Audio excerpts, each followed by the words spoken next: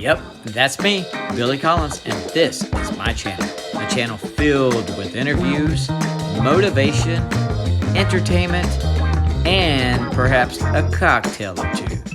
Guys, this is The Collins Project. 3, 2, 1. Go ahead. You ready? What's up, guys? Welcome back to the channel, guys. On this episode, we're going to flip the script a little bit. I do a lot of interviewing on here, but now it's time for me to get interviewed. This is my why. All right, guys, welcome back to the channel. Like I said on the intro, I do a lot of interviewing with people, talking with people. I find people fascinating, but we thought, since I have Mr. Matt Dodge here with me, that I would actually flip the script and let him interview me, because we had a lot of questions. We had about an hour discussion beforehand, and why don't we film this? We should film it. Why are we not filming it? Yeah. So Matt, thank you so much for coming back on. Absolutely, man. I know that's it's probably going to be an ongoing thing. It's seeming that way. It's seeming that. Like, it's seeming that. I don't have any other friends. You have a great camera. Yeah, that's about it. You have a great black wall. Yep. Now, Yep. we're going to put something here at one time, maybe a picture of me. So, Absolutely. So how do we want to do this? Do we want to interview Billy the kid? Billy the what makes you tick? Or do we want to talk about it in the... Let's go with what you're doing now? Let's do a smorgasbord of everything. Whatever you want to ask me, as far as...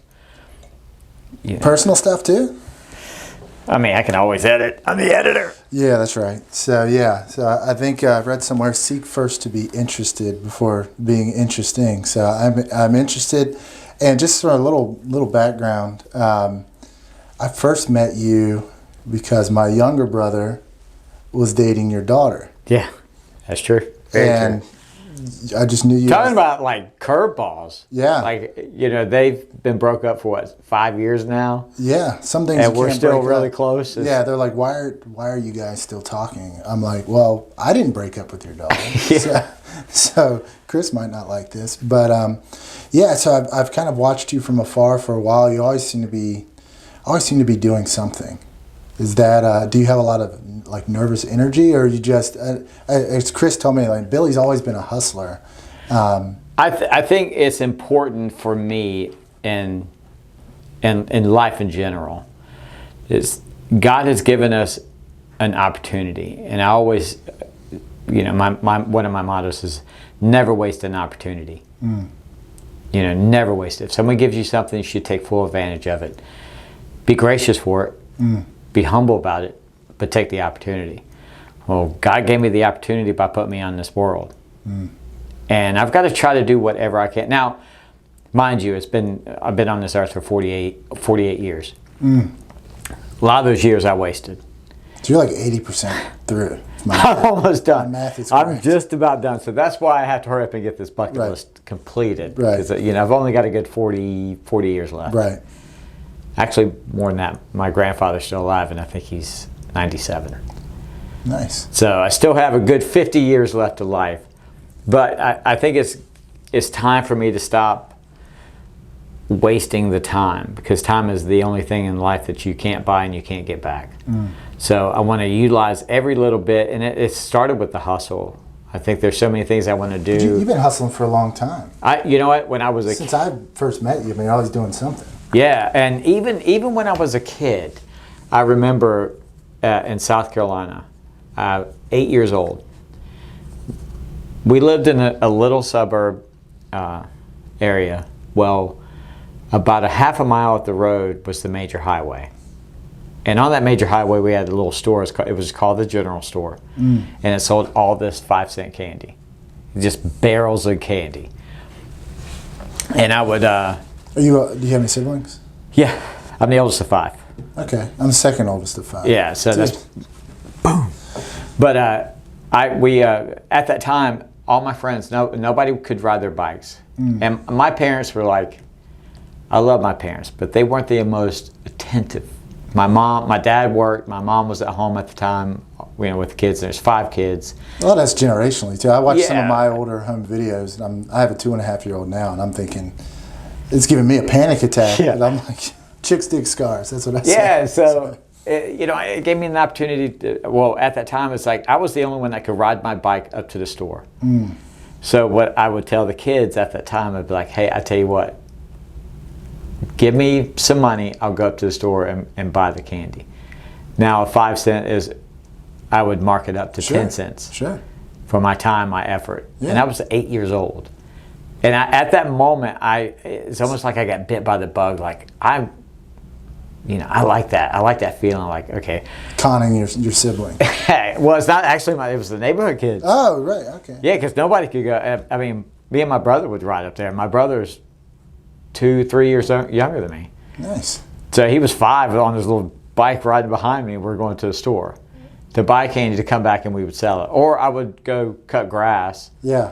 That's what I was going to want. I don't know if I shared this with you. I was reading something like billionaires, they all had something in common. When they were kids, they either had like a paper route, mowed grass. I always mowed grass when I was a kid. I just would walk around. I didn't have to, my expenses were very low. So my dad bought the gas and I had bought the mower. So I would say, how much to mow your grass? $20. I'm like, all right, I'll do it for 15. And I would just, so yeah, you kind of, so you think you're born with, I think you are. I think you're born with a lot of this I stuff. do think so. I think not everyone's got the willpower, and it's fine. I'm not knocking those people. Everyone's got to have, it's not even so much willpower, it's like that natural inclination to do that. Because that's very awkward for a lot of people. Like, wait, talk to a stranger? But it's like, you've never met a stranger. I mean, it's true. I mean, even at the bar, I treat people like they're my best friend. I don't even know their name. Bartending.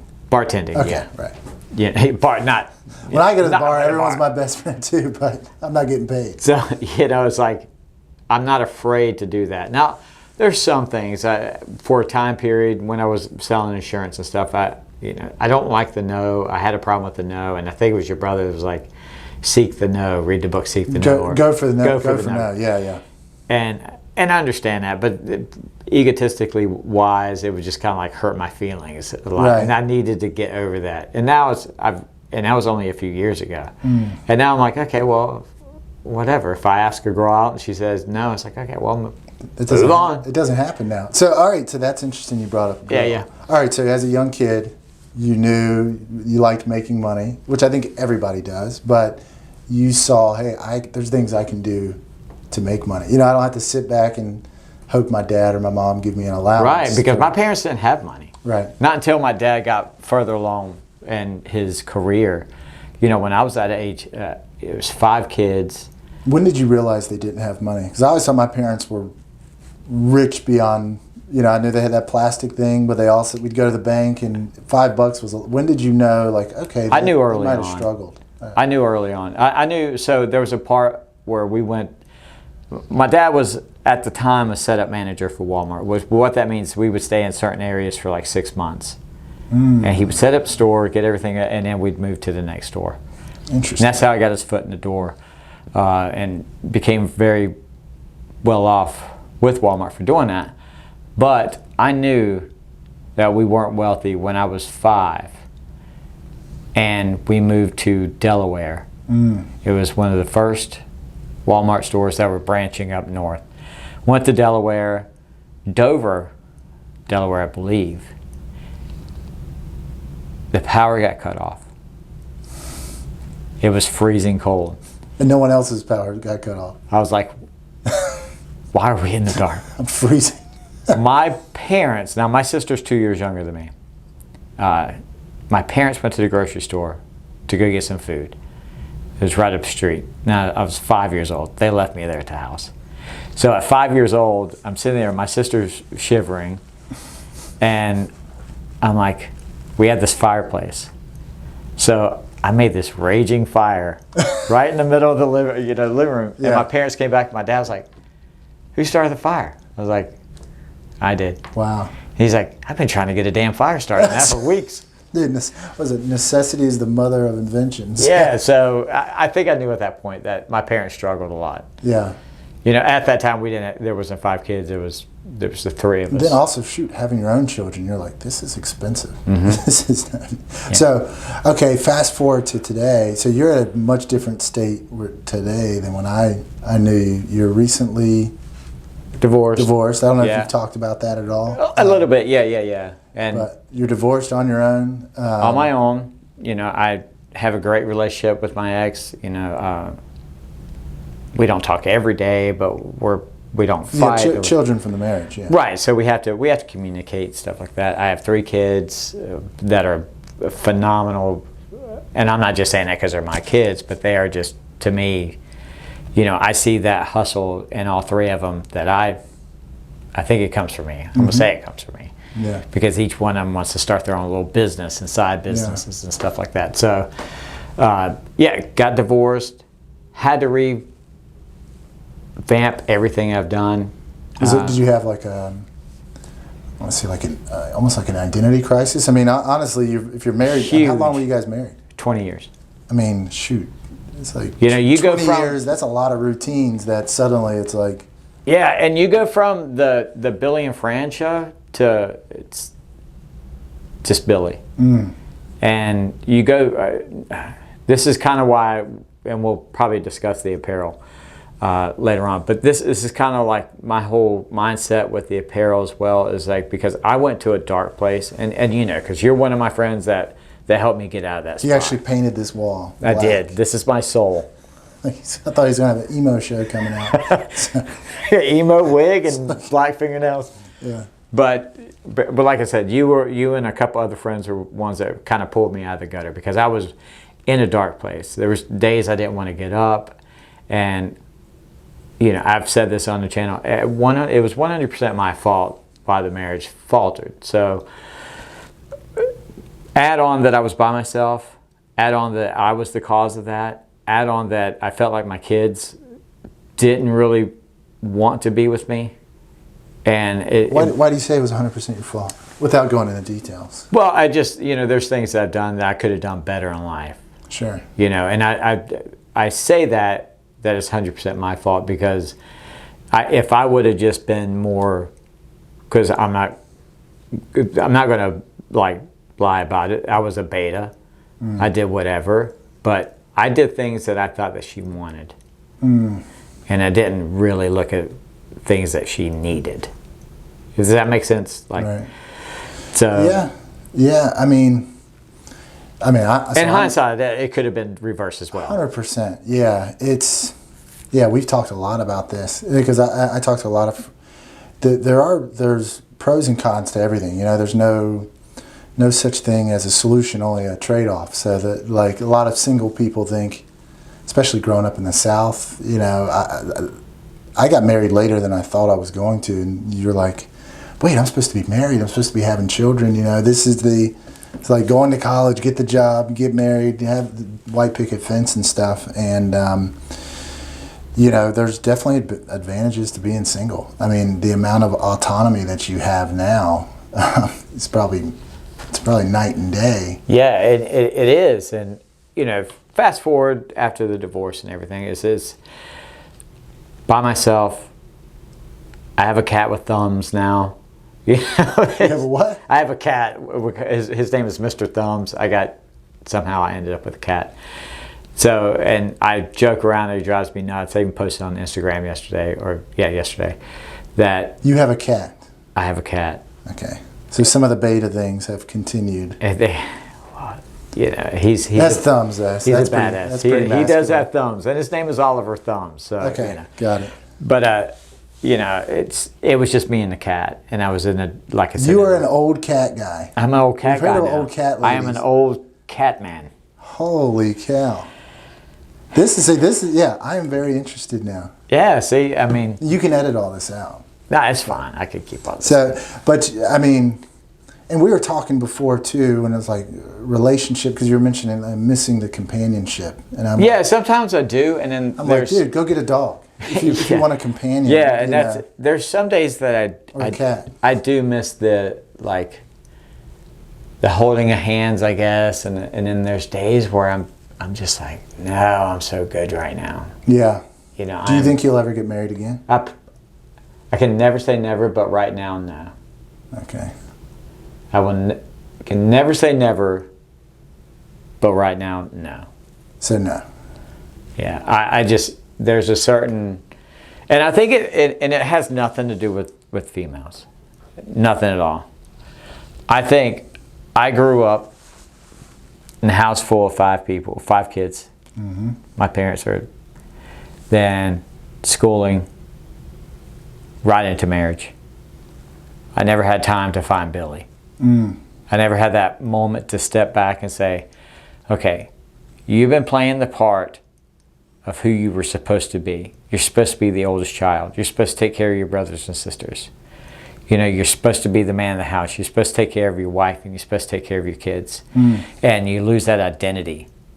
And I think now I'm coming on the backside of it, where I'm finding that clarity of, okay, I'm finding out who I am. Yeah. And I kind of like the guy that I am. And now there's no governor on you or whatever. I can't default to, well, Exactly. I need to be the good husband, or I need to be the good father. You know, being married, there's a lot of convenient excuses for being, like, I can get out of stuff, or I can wiggle out of stuff, or, you know, it's the old whatever helps you sleep at night. But I've been putting you onto a guy, Rich Cooper, from Entrepreneurs in Cars, and his advice to men is, look, don't chase women, chase excellence. Yeah. You know? And I think I heard that the other day on one of his YouTube channels or videos, and I was like, man. It's so true. I mean, you think a lot of guys, because you'll have a lot of alpha guys will get married, and then they'll kind of get, as Rich talks about, like a death by 1,000 paper cuts, you know, and they turn beta, and they're like, they've lost the frame, you know, I'm not the guy I used to be, I'm not as outgoing or confident or whatever, and getting that back's really tough, you know, because when you're single, really you're just focusing on yourself. Yeah. And that's probably when you have, you know, and as you've focused more on yourself, you're probably getting more attention from women than you've ever gotten. It's weird, like the more you don't, like, it's actually much more attractive. It is true, and I mean, I'm not the best looking guy in the world, but I find myself to be, I'm charismatic. I will give myself that. And it's not that they just are flocking to me, but I do get a little bit more, especially now that I've actually taken more pride in my health and the way I look, as far as, you know, working out and in the gym and stuff like that. And women sense that. I really think that, okay, all right, he kind of is taking care of himself. Yeah. I'm not, you know, trying to be a pig or anything, but it feels good. Well, what's a pig? being spoiled for choice does not make you a pig. I guess not. I'm just trying to be nice, Matthew. No one says the beautiful Instagram model that's got 100,000 likes on her that she's a pig because guys are showing her attention. You know, so it's the same way with you. And you know, that's why I asked if you want to get married again, or if you would or wouldn't. You know, I would say don't. Like, I looked at marriage as, this is someone I want to raise children with. You know, if that wasn't there, I would have never. I don't see the benefit of it, especially now with how family law and stuff is. It's tough, but yeah, it's pretty neat. Men, you kind of got a resurgence. You know, men kind of age like wine, really, if you think about it. As opposed to newsflash, men and women are different. So it's interesting seeing. I mean, you've definitely got great how you're carrying yourself. You know, it's almost like taking off the burden of those expectations you had before. Yeah, and I think those expectations were put upon myself by me. Yeah, it's like... So with my changing of my mindset and going, who cares? Right. And I don't want to sound too rude, but I was finding myself, there were more people depending on me than I was depending on people. So everyone had to have a piece of Billy. Oh, do this, do this, do this. I need this, need this, need this. But I never needed anything from anyone. And now I'm kind of like, okay, well, you know what? I do need stuff from people. You know, like I reach out to you, I need your help with the channel, or I need your help with just talking me off the ledge, or when Ryan, I needed a place to stay, and he graciously gave me a place to stay. Or there's certain things that okay, now it's my turn to get stuff from people, because you're becoming what they talk about, your own mental point of origin, right. Which a lot of men in marriages lose that. A lot of marriages are, I see it in my business, you'll see people get divorced later in life, the kids are out of the house, and it's suddenly like, who did I marry? Like turns out we don't really have much in common anymore, and they'll separate. Yeah, and my ex is just a wonderful person. She's got a great heart. She's super smart, super funny. So this is so different than what you were saying 30 minutes ago. Well, you mean when we're throwing darts at her pictures? That's right. That voodoo, that doll, But she's a great mom. She has all these characteristics that you think you want, and maybe it wasn't. And it took us separating and getting a divorce to say, okay, well, why am I craving that? And am I craving actually her, or am I just craving the 20 years of memories that we had? Because I'm still going to have the 20 years of memories, and we still joke around, and we still, hey, remember when this happened? Blah blah blah. Yeah. And that's where a good relationship comes from. But it's the other stuff. I don't know if I was craving that, or of just her in general. So that's. And a part I am, because I do still love her, and I want her all the best for her, and I just want her happiness. It's just I wasn't the one to provide it for her. Yeah, that's something. Speaking of women, my mom always said, like, Matt, you are not responsible for anyone else's happiness, and that's, as a guy, that's hard. Like, we want to make people happy. I mean, you were talking about so many people were depending on you. The reality is you got a lot out of that too. Yeah, it's.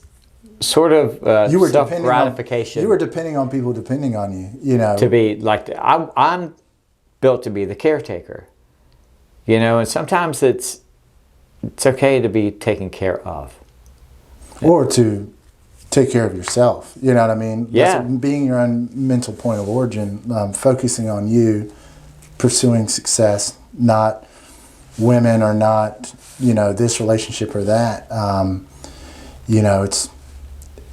I just look at my own life, when I've achieved the most, or when I've gotten the most good things going on. It wasn't when I was, rolling out. It's funny, when I met my wife, I'm like, you're probably used to guys rolling out the red carpet for you, aren't you?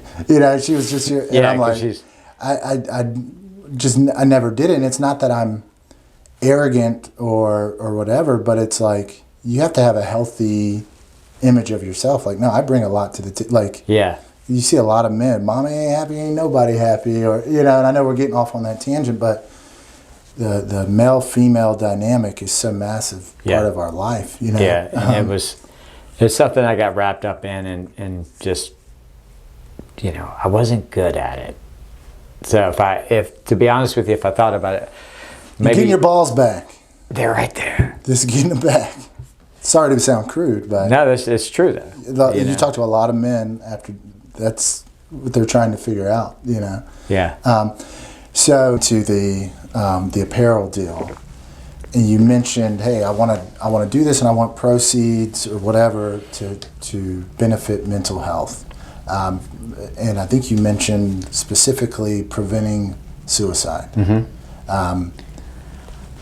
Was that something you struggled with?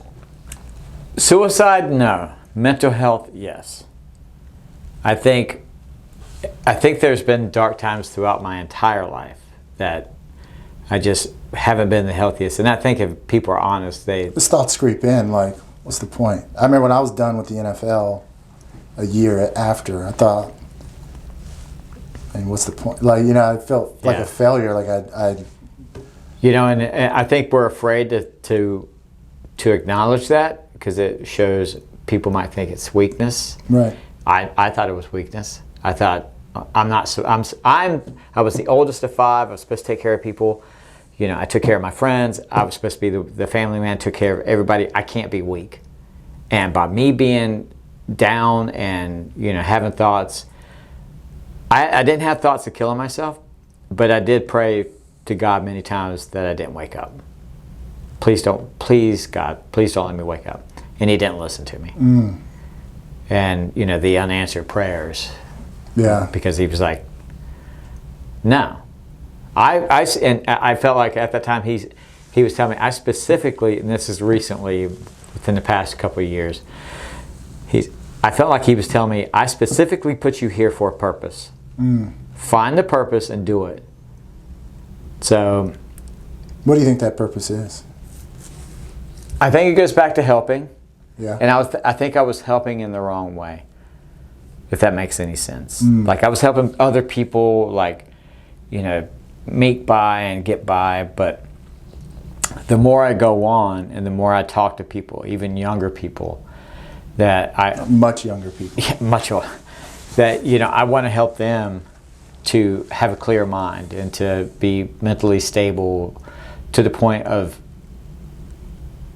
at the end of the day, yes, it's you're alone. You're supposed to be, but you're strong enough to face anything and go through it. And I really think that there's... Do you ever have a time where you're kind of calling BS on, like, we were talking about this, you know, sometimes I'll give advice to people that's really good, and I'm thinking, damn, Matt, you should probably take that advice. Well, and that's why we were talking about this earlier. And that's, I don't want to give advice on something that I know nothing about. And just because I, you know, saw YouTube motivational speech, I don't want to give advice like that. If I'm going to give advice, it's because I've touched it firsthand. You know, I had a business, failed. You know, went through depression at that time. Sat there, cried. I think so. In the surf shop that I had a bird. Her name was Gabby. It was a cockatoo. I had no idea why we bought her. I probably could have saved the $1,200 and actually put it in business. But I thought it would be a good piece for the kids. And the kids did love it when they came in. They would, you know, she would skate on the counter, and she was the coolest bird ever. But I remember shutting the store down, selling all the stuff. I was $150,000 in debt from that. That's why I took up bartending to pay for it. I didn't file bankruptcy. I got a second job at night, bartending, and to pay all that off. But when I got rid of Gabby, I remember that the girl came, picked her up, and put her cage in the car. I'm not a big crier. I said, you know, I think I'm going to need to take a shower. I'm going to go take a shower. And I cried. And I cried. And it's like I couldn't stop. It was like... It like made it real when she was gone. Yeah, it was the final... We're talking about the bird here, by the way, guys. The bird, not the water. Yeah. But when the bird was gone, it was like it's not really so much Gabby herself. I love the bird. It was a great bird. But it was like, that was the period on the last sentence of you failing storyline. You know, you're done. You failed miserably. You're in all this debt. How are you going to do it? So I don't want to give people advice on things unless I've actually have done it, been through it, experienced, grew something, sold something, created something. I don't want to give any kind of advice like that unless I firsthand, and that's just me. Other people can do it, and I applaud them because I do listen to those guys too. But I think for me to be honest to me and to other people, I have to, for me to hold water in it, it's like I've got to actually have put my toes in the Let me water. ask you this. God forbid you needed open heart surgery. Would you ask the surgeon, hey, have you had open heart surgery yourself? No, but I would ask, have you ever performed open heart surgery? I mean, or did you read it? Or did you watch a YouTube video? Or do you think Bill Belichick's advice is less because he hasn't played? He hasn't played at the highest level, but he's the best coach. And what I'm saying is there is a knack to be able to see like order in chaos. Like if you can see, hey, if you just did this a little differently, and it comes to you like super easy. like I would encourage you to give that advice because it's probably really good advice, you know. And I get what you're saying about. There are being times authentic. that I know nothing about. We were talking about Brooke a little earlier about women's apparel. I know about apparel because I dealt with retail my entire life. I don't know about her specific brand, but I can give general advice on what she needed to do and how to help her and all that fun stuff. So, yeah, in a way that there's a generalization. I think sometimes you sell yourself short, like just being like I believe iron sharpens iron. So, yeah. Sometimes when we're just talking, we can have a tendency to get in front of a camera and always throw these disclaimers on the back end, like, we should do this, but not everybody needs to do this. So, that goes without saying. Yeah. But, fortune favors the bold, and the hardest, the part about finding what you're really good at is there's way more things we're not good at. Like, that list is so long, and it's like planting my flag in something, burning the boats in something means I'm possibly selling myself short over here. You get what I mean? There's that kind of fear. At least I know I have, and it can almost sabotage success in the present because, we were talking about one-itis, this idea, the one. You'll never talk to a guy later in life who's married and divorced and went through that kind of meat grinder that still buys into that Disney fairy tale, lived happy. They're much more pragmatic about it. You definitely.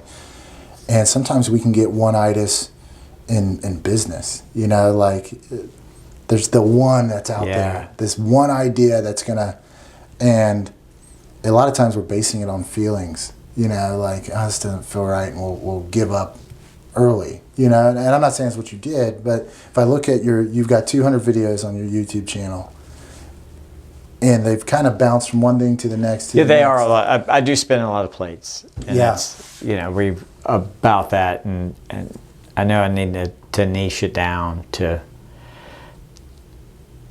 But I wonder if. But I also think you kind of stumble into it. You do, like if you go back and look at like Mr. Beast. Jimmy started when he was, I think, 12, and he's 21 now. So he's been doing it quite a. Mr. who? Mr. Beast. He's, I think, number 4 YouTuber. He's from Greenville. Really? Yeah. North Carolina, South Carolina. North Carolina. All right. Yeah, but I think he came in at number 4 YouTuber. But if you go back and look at his videos, I mean, he's kind of like all over the place, and I haven't found that one path that just kind of like scratches that itch for me. Well, the one consistent thing is you. Yeah. You're in it. I mean, you'll never be able to put yourself in one box. Yeah. Because I wish there was one box for whatever, because, like I said, I find people interesting. I love to interview people. I love to give advice to people about business. I love to create things. I love to try new things that I've never done before. So I just wish there was like a jambalaya word for what I want to do on the channel. And I have a good friend of mine, Matt Johnson, that we were talking about before, and he'll probably watch this video, come down from Canada and punch me in the larynx because he's like, gotta do this. Yeah. And he's right, and he's very successful on his channel. But I just, I think my attention span's probably not there. I need to take YouTube Adderall or something. Yeah, I mean, the reality is if there was one best way, there'd only be one way. So we tend to put an extra emphasis on what we did to make it successful. If there was one best diet, there'd only be one diet. If there was one best exercise, there'd only be one exercise. So I think you're doing, it's almost like we're on a road trip, and we've got our GPS, and it's like searching for signal. You know? Have you ever been like that? That's true. You're like, oh my God. So you're like, well, I guess hurry up. I'm kind of guessing on these roads in the short term. And then there's, like I said, there's part of me that is like, okay, well, I just want to film stuff and put myself out there and just have fun with whatever. And then there's like two sides. There's like, okay, well, you need to get more structured. What do you want to do? You got to make some money. That pops in. Yeah. It's like, do you want to build your channel to get monetized, or do you want to have 100,000 followers, or what do you want to do? And then there's part of me that's like, today I'll turn on the camera with Matt Dodge and just talk about whatever. Yeah. You know, and I got to bridge that gap to make that happen. It's tough. I read somewhere we're all searching for our purpose. But the reality is the search is our purpose. You know, it is. There are things. I would encourage you to read some Marcus Buckingham where he talks about now discovering your strengths. You know, I listen to a lot of Dan Sullivan, but it's something it took me forever to remember, Matt, you're not a football player. Yeah. I've been 1 year out of the league, turned to almost 10, and it's like, dude, you got to figure something else out. Like, as men, I think people in general, we are either living in the past or living in the future, and sometimes we can miss the present. But I look at someone like a Joe Rogan, for example. You know, it just started up doing what he enjoyed doing. He was still hustling, working, making money elsewhere, but you know, he's got to pinch himself to think, man. I get to just have interesting conversations, and I'm actually for it. I know, because in the beginning he was just like, I just had a couple of microphones and my friends would come in and we would to just his friends. talk. Now he was one of the early adopters of it, and he's very consistent at it. Yeah. And that's one thing you. Admittedly, say I have videos in. I mean, I don't know how many channels have been started, 1 or 2 videos, and they're like, Yeah, and you know, I took a little break off, and I need to get, because I thought there was a opportunity somewhere, and like I said, I wanted to try to seize that opportunity, and it didn't work. So back to the channel, which I feel more comfortable with my channel, to be honest with you, because I have a little bit more control, a little bit more say-so into it of what I want. Yeah. Granted, it's all over the place, but I'm finding a way, because as we speak right now, I think the 3 things that I'm passionate about are making people feel good, all about people, and being creative. So, you know, I find people fascinating. I've said that. And I think that's why, you know, I did the Tipsy Talks and stuff like that, is because everyone has a story. Being creative is just part of being a magician. We all have that creativity part about us, and we've got to figure out how to bring it to life. You're definitely a natural entertainer. You know, you are at your best when you're entertaining. I've seen you on stage. I've seen you do public talks. Like, you can tell when someone's in their groove when they're doing that. You know, just do it. You naturally do it. And I think there's a bit of a comfort when I'm on stage. Yeah. Because if you get me in a crowd, like at a party, I'm very quiet and I'm kind of reserved and I sit back of, you know, a small party of people. But when I'm in front of hundreds of people, it's like I'm on. It's like, I don't know if it's all eyes on me or whatever the case may be, but it just feels more safe than, okay, well. That's interesting, because a lot of people listening now, I mean, what is it? Public speaking is #1 fear. Yeah. And I'm not afraid to public. Death being #2, so that means people would actually feel more comfortable in the casket than they would be delivering the eulogy. Yeah. Well, I never thought about that, but that's funny. That's interesting, and that's a great thing, because a lot of people are scared of doing that, and you feel comfortable in that. You know. And a part of that too is because at the time, I mean, a little bit more vocal now in parties and stuff when I talk to people, but I think as far as being on stage, doing the magic, doing the public speaking, being behind the bar, being a bartender, is like you're always on. You're always on. Yeah. You're always got to be the entertainer. You got to be the life of the party. You got to be the jokester. You got to be the mixologist, whatever the case may be. But when I'm in my downtime with my friends, sitting back, going to dinner, it's just, now it's just, I don't want to talk. You know? Right. So it could be that too, but. Yeah, that's interesting. Well, yeah, you're doing what you should be, and you've done 200 videos, and it hasn't felt like you haven't had to summon, you know, like I always use working out as a metaphor, but I think just about everybody would want to look muscular, want to look in shape, but if you don't actually enjoy going to the gym, I'm not saying if you don't pull yourself up by the boot. But you can only do that so much. I mean, willpower is a muscle. Like, I truly enjoy going to the gym, same as you. Like, it's somewhere I want to go, and this just happens to, like, you happen to be in shape when you're done. I find like YouTube and being on camera and stuff like that is similar, like you said, going to the gym, because it's like, it's a lot of work putting these videos. Like, yeah, we talk, and then there's the editing, there's the music, there's the title boards. I mean, there's a lot of stuff. I mean, it takes hours to do it. It's not like you can just go, but I enjoy it. But it's almost like driving to the gym. I love the gym, but it's that drive, like getting out of your bed, actually getting up, getting in the car, and going to the gym.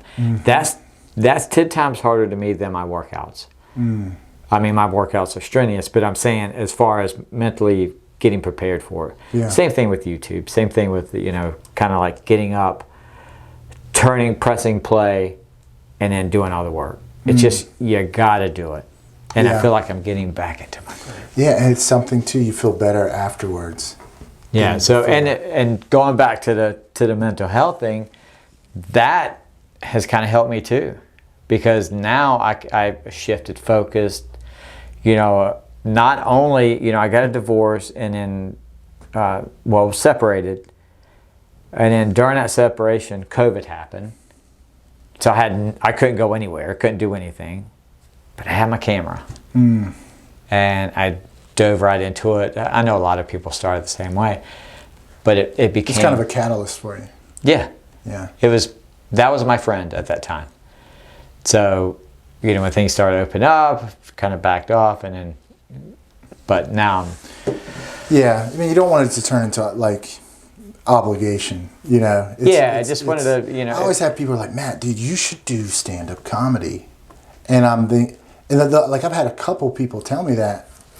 I might need to listen to them, but in my head, I'm like, yeah, I can be like organically funny, but something about getting on a stage is like, all right, funny man, make us laugh. I don't know, you know. You feel like Joaquin Phoenix in The Joker is like this.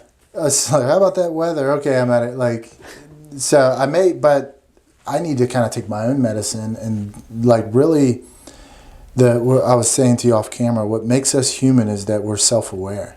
You know, we are aware. We can. I think it was 7 Habits of Highly Effective People where they talked about this, but he's like, you can picture yourself in the corner of a room looking down on yourself. That means you're self-aware, right? So Dan Sullivan talks about think about our thinking. You know, no other animal can do that. If not, there's no reason we should be able to kill every lion or, you know, these things that are physically much stronger than us. But I really needed to kind of observe my own life as like a casual observer, not someone making a judgment call or whatever, and just, what are people telling me that I'm good at? Not what do I think I'm good at. It's like, what are people telling me?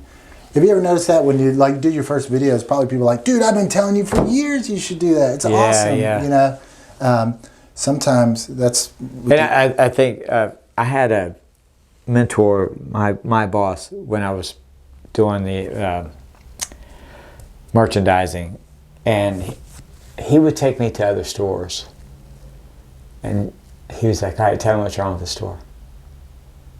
And I'd be like, well, this isn't done, that's not done, that's not done, that's not done. He's like, okay, we'll go back to my stores. This is when I first started. He's like, see a resemblance? I'm like, yeah. He's like, it's not your fault. Right. I was like, what do you mean? He's like, when you get in and you go every day on one thing, he said, the blinders go on. Sure. And sometimes it's good to step back. Step back from it, clear your head. It's also good to have other perspectives. Like, lone soldier is a dead soldier. So, like, we have our own blind spots, big time. You know, I mean, think of it, your home. You live in a house, and, like, there's things that happened from the hurricane that I still haven't fixed. And I know if someone bought my house, they would fix that in the first 2 seconds. It would be really easy for them to fix it. And if I moved into another house, I would fix something that person's been putting off for 10, 15 years. You know, and at this time, it was also the same time where Walmart stores had CDs, and I was in electronics buying all the stuff with CDs. And we would have reps that would have to alphabetize the CDs. And he came in, I was like, look, reps got them all alphabetized from A to Z, it's perfect. He's like, okay. He's like, is it alphabetized by the second letter? Also, I'm like, son of a... Damn it. So it's like, he's like, never get satisfied. Sure. Always break them off. If it's not, and he told me, if it's not broken, break it, make it better. Mm. And I was like, from that point, I was, that was one of the biggest lessons I've ever learned from that. So anyway, I don't know. That's awesome. Well, man, this has been awesome. I think we should, hopefully people like this. Yeah, it's authentic self. I just, not the on. I got it all figured out. I got it. I'm not. Nobody does. We're all figuring it out. And that's, like with the apparel and all that fun stuff, it's to prove a point, to offer great stuff, and to add content to the channel. That's it, buddy. We're coming to 201 videos. Yes. So no, that is awesome, though. It was awesome. So, well, Matt, thank you, buddy. Yeah, man. Appreciate it. Always a pleasure. Absolutely. Guys, do us a big favor. Give us a big thumbs up like that if you like the channel. If you don't like the channel, give us a thumbs up anyway. Who cares? I love you. That shows me that you love me back. Also, don't forget to subscribe to the channel. We're growing, making it bigger, better, and stronger, and I need your help. So guys, I'll see you on the next video. And if you don't like this channel, you've got terrible judgment. Terrible judgment.